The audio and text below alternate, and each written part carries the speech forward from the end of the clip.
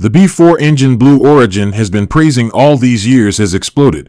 After many years of development, the B4 is still facing technical problems and seems not to stand the test of time. This single explosion has already flushed millions of dollars from Blue Origin's pocket, and it looks like Blue Origin engineers are not as professional as we all thought. Perhaps there are many quack engineers working in Blue Origin.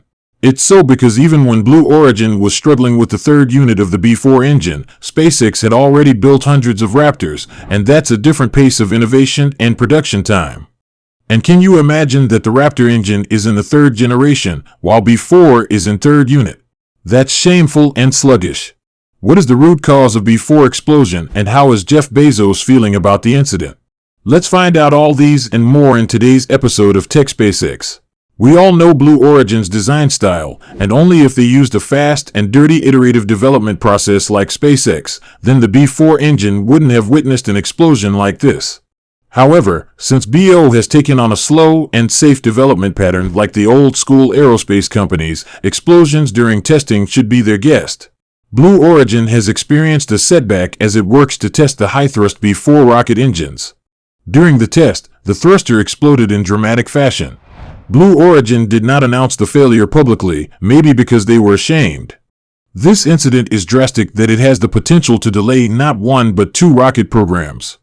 The B4 is a liquid oxygen and methane-fueled rocket, similar to how SpaceX Raptor engine is designed. Whereas, B4 with an estimate of 550,000 pounds of thrust is larger and more powerful than a Raptor, even the newly upgraded Raptor 3 engine, which Elon Musk boasts of to have 510,000 pounds of thrust. Blue Origin developed the B4 engine so that it can be supplied to the United Launch Alliance for use on the Vulcan rocket and also for use on other rockets. Vulcan was created by ULA to be a disposable launch vehicle, which means that the hardware cannot be recovered for subsequent uses.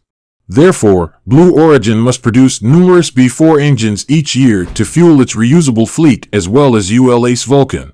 The old guard of launch vehicle contractors includes ULA, which is connected to Lockheed and Boeing.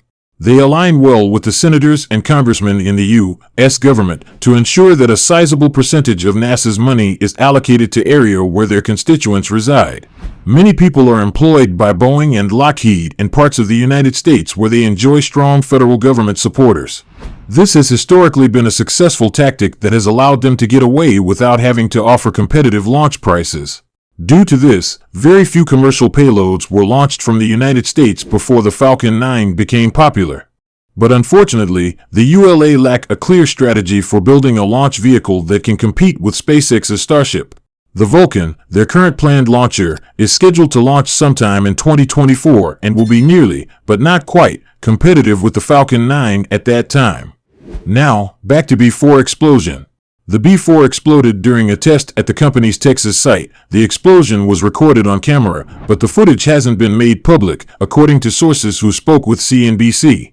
10 seconds into a static fire test, there was a powerful explosion that destroyed the majority of the test platform.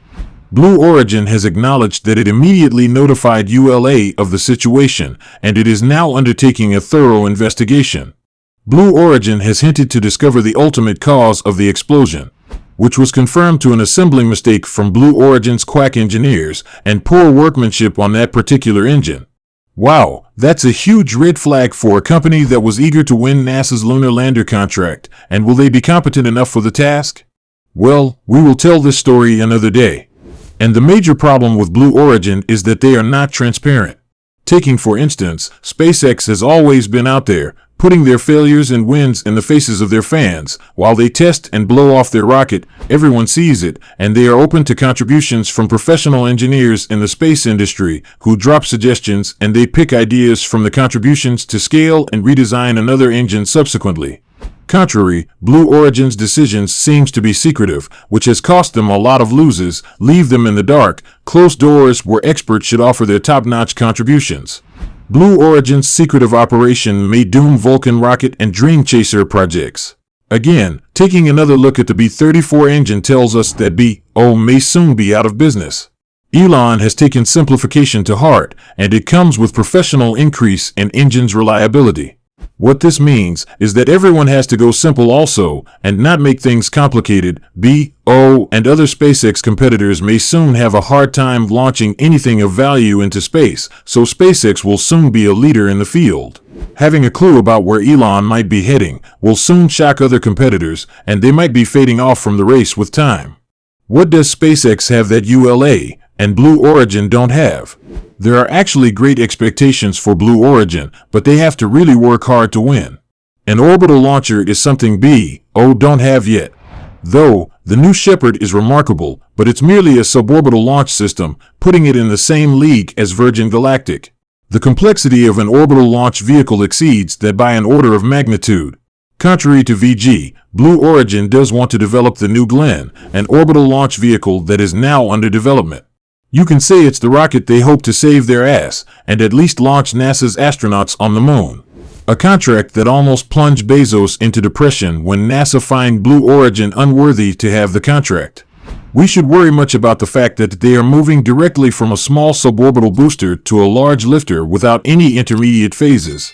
Although considerably smaller than the Falcon 9, SpaceX began with the Falcon 1, which at least was an orbital vehicle and utilized the same engine, propellants, as the Falcon 9. The Falcon 1's earliest launch failures were costly and discouraging for SpaceX, but they provided important lessons learned for developing and launching the Falcon 9. Whereas, this is not the case for Blue Origin. However, what if SpaceX gets the Starship working successfully and finally get on the moon before Blue Origin? What will the ULA and Blue Origin do about it? Will they really get furious and desperate? Even without the competition from SpaceX's Falcon series of launch vehicles, which are only a few times more affordable than ULA standard offerings, ULA is already losing contracts to SpaceX. While ULA is rushing to come up with a more affordable option that will be comparable to a Falcon 9 or Falcon Heavy, SpaceX is investing heavily in the creation of the Starship, which is not just a few times cheaper but 2 orders of magnitude cheaper than anything ULA can produce. On the other side, Blue Origin has the advantage of beginning at a somewhat reusable starting point and will undoubtedly compete with the Falcon Heavy, but will once more be taken off guard by the Starship's entry into service. Both ULA and Blue Origin appear to take a fairly conventional approach to the creation of space vehicles, which means they are completely unadaptable in their approach to a solution. This causes them to have lengthy lead times and respond slowly to competitors who are dancing their way through difficulties. If a competitor delivers a far bigger payload capacity for less than a tenth of the price and with an exceptional launch frequency, Blue Origin and ULA will find it difficult to survive in the space industry for long. And that is what SpaceX is trying to do, to overtake and silence amateur space companies and dominate it all. Though ULA is making an effort to stay afloat, typically necessitates process modifications and a careful examination of how things are carried out. This requires time. Blue Origin has nevertheless been successful in selling an engine that is years behind schedule and not proven to work, which of course exploded. In fact, this new space regime will be a hard nut to crack for both Blue Origin or ULA. It's either they will go out of business or die to compete with SpaceX. Additionally, the ULA particularly have managed to engineer their way into the space program without ever recording a single success. That's to tell you money talks. Checking to determine who is benefited by this procedure would be a good idea. Do you think Blue Origin will land on the moon before SpaceX?